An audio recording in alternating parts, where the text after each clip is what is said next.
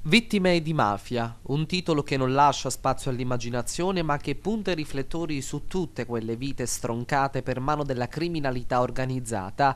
Ieri nella chiesa di San Lorenzo d'Agrigento è stato presentato il testo di Fabio Fabiano e Gian J. Morici che hanno analizzato alcuni passaggi cruciali del testo. E noi, io e Gianni Morici, siamo solo riusciti a raccontare queste storie che sono storie Sicilia e storie di una Sicilia che è una Sicilia diversa da quella che nel mondo si conosce.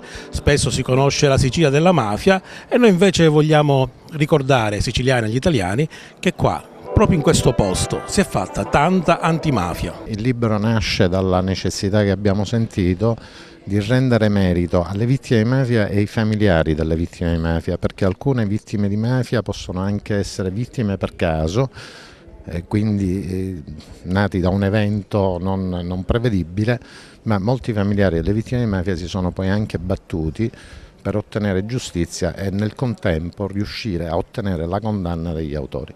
Nasce dalla nostra necessità di dare merito a queste persone perché di recente si dà molto spazio a boss mafiosi, vediamo libri, vediamo filmati che rendono onore a mafiosi e pentiti.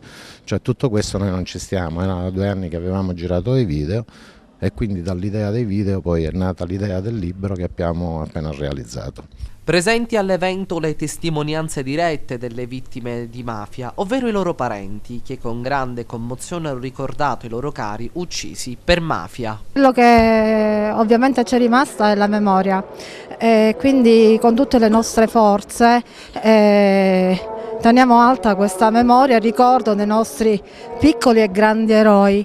È un periodo un po' particolare perché ci sono le feste e quindi la ferita si riapre. Parlare di vittime di mafia perché è pesante. Io dico sempre che la differenza non viene fatta dalla vittima stessa, ma da chi rimane, dal familiare che comunque siano andate le cose, si sforza di lasciare ai propri figli qualcosa di migliore, no? Anche la voglia di riscatto e di trovare una strada diversa.